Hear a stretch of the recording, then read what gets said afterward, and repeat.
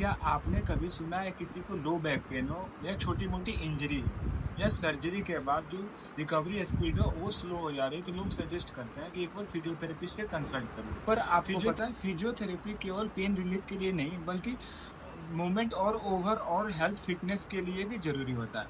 आज हम देखेंगे कि फिजियोथेरेपी कैसे जिम वर्कआउट से अलग है, कौन से लोग इसका बेनिफिट्स उठा सकते हैं और लास्ट में ये भी देखेंगे कि कुछ फिजियोथेरेपी से रिलेटेड मिथ है, उसे क्लियर करने की कोशिश करेंगे। फिजियोथेरेपी जिसे फिजिकल थेरेपी भी कहा जाता है, यह एक हेल्थ केयर प्रोफेशन है जिसमें इंजरी को रिकवर करना, पेन को मैनेज करना और बॉडी मूवमेंट को इम्प्रूव करना होता है। ये सिर्फ नॉर्मल एक्सरसाइज रूटीन नहीं है बल्कि एक साइंटिफिक अप्रोच है जिसमें मेडिकल नॉलेज, बॉडी मैकेनिक्स और other scientific technique specialised techniques का यूज किया जाता है ताकि जो बॉडी है वो नेचुरली अच्छे से हील कर सके।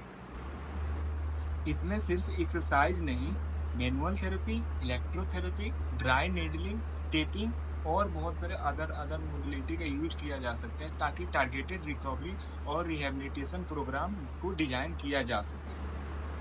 अब हम आते हैं सबसे कॉमन कन्फ्यूजन, यानी फिजियोथेरेपी और जो जिम वर्कआउट हो है वो सिमिलर है या अलग अलग है। देखिए, जिम में हम फिटनेस, वेट लॉस और मसल बिल्डिंग के लिए जो भी वर्कआउट करते हैं इनके लिए करते हैं, ठीक है।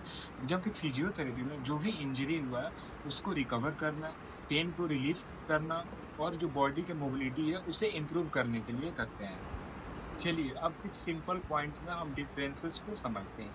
सबसे पहले जो गोल और पर्पस है वो देखते हैं, ठीक है। तो जो जिम का गोल होता है वही है फिटनेस, फिटनेस को इम्प्रूव करना और मसल का स्ट्रेंथ करना ही हमारा जिम का गोल और पर्पस होता है, ठीक है। जबकि फिजियोथेरेपी का पर्पस होता है जो भी इंजरी हुआ उसे रिकवर कर देना, पेन को रिलीव कर देना और मोबिलिटी को जितना हो सके उसे मतलब अचीव कर पाना। सेकंड है वो है पर्सनलाइजेशन। आपने भी देखा होगा कि जिम में जो सभी लोग होते हैं वो सिमिलर एक्सरसाइज करते हैं। उनके लिए अलग-अलग स्पेसिफिक एक्सरसाइज नहीं होता, सब कोई एक जैसे ही एक्सरसाइज करते हैं। बट फिजियोथेरेपी में ऐसा नहीं होता। फिजियोथेरेपी में रिक्वायरमेंट के अकॉर्डिंग उनका एक्सरसाइज प्रोटोकॉल को चेंज किया जाता है। क्या उनमें हमारे जो पर्सनलाइजेशन है मतलब किस चीज़ के बेसिस पे कर रहा है। या तो हम रिकवर कर रहा है या पेन रिलीव कर रहा है या जो मोबिलिटी है उसे बढ़ाना है। तो जो जिम फिजियोथेरेपी है उसमें हम लोग वही है मतलब पेशेंट के नीड पे हम एक्सरसाइज को पर्सनलाइज करते हैं। थर्ड पॉइंट है वो है सुपरविजन एंड एक्सपर्टिंग। तो जो जिम के ट्रेनर होते हैं वो फिटनेस के एक्सपर्ट होते हैं, वो कोई मेडिकल प्रोफेशन नहीं है, बल्कि जो फिजियोथेरेपिस्ट होते हैं वो साइंटिफिकली ट्रेंड और हेल्थ केयर प्रोफेशन है जो बॉडी के मैकेनिक्स को यानी मूवमेंट को अच्छे से समझते हैं और जो उनके रिहेबिलिटेशन है यानी बॉडी को कैसे रिहैब किया जा सके उसको डीप में नॉलेज को लेते हैं। फोर्थ है वो है हु कैन डू इट, मतलब कौन कर सकता है। देखिए, अब जो जिम होता है, जिम में कोई भी नॉर्मल इंडिविजुअल जाके अपनी बॉडी में स्ट्रेंथ बढ़ा सकते हैं या वेट लॉस को कर सकते हैं। बट फिजियोथेरेपी उन्हीं लोगों के लिए ज़्यादा प्रेफर करना चाहिए जिनको कोई इंजरी हुआ हो या पेन हो, लॉन्ग टर्म पेन हो, न्यूरोलॉजिकल डिसऑर्डर हो, आर्थराइटिस है, ये सब लोग ज़्यादा फिजियोथेरेपी को प्रेफर करना चाहिए और करते भी हैं। फिजियोथेरेपी केवल इंजरी को रिलीव करने के लिए नहीं बल्कि इंजरी को प्रिवेंट करने के लिए भी बहुत हेल्पफुल है। अगर आपको फ्रिक्वेंटली लो बैक पेन हो, नी पेन हो या जो जिम में हैवी एक्सरसाइज करते टाइम में जो पेन हो रहा हो, तो आपको फिजियोथेरेपी से एक बार पहले कंसल्ट करना बेस्ट ऑप्शन हो सकता है। अब बात करते हैं फिजियोथेरेपी से कौन से लोग बेनिफिट ले सकते हैं।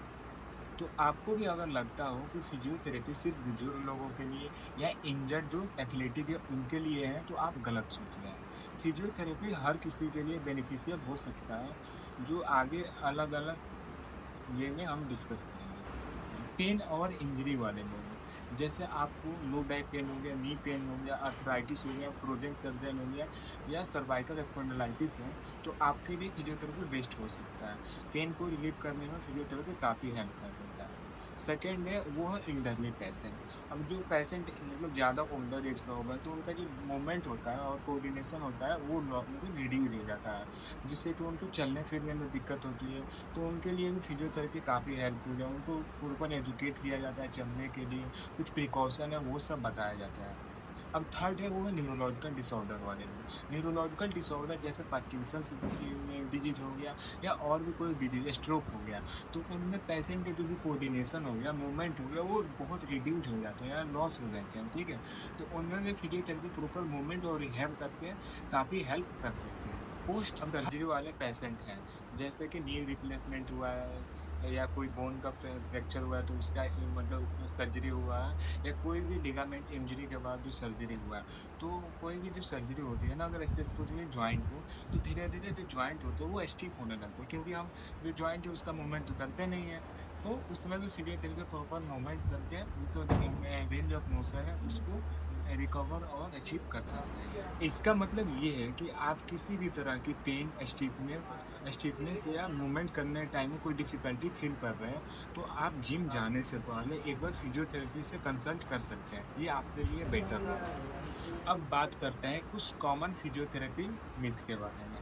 तो जो पहला मिथ है वो है कि फिजियोथेरेपी सिर्फ बुजुर्गों के लिए होती है, तो ऐसा नहीं है। फिजियोथेरेपी हर एज के इंडिविजुअल के लिए होती है, चाहे आप स्टूडेंट हो या नॉर्मल इंडिविजुअल हो, ऑफिस वर्कर्स हो, सबके लिए हेल्पफुल हो सकती है। जैसे ऑफिस वर्कर्स ज़्यादा चेयर पे बैठे रहते हैं, तो उनका लो बैक पेन हो या सर्वाइकल पेन हो, ये ज़्यादा होने के चांस है। स्टूडेंट ज़्यादा रिटेल रिटेल का काम होता है, तो उनके जो हाथ है यहाँ पे स्वेलिंग होने का चांस होता है, जैसे जैसे कार्पल टनल सिंड्रोम हो गया, या नॉर्मल कोई भी इंडिविजुअल हो, सबके लिए फिजियोथेरेपी बेनिफिशियल है, ये सही बात है, ये मिथ नहीं है।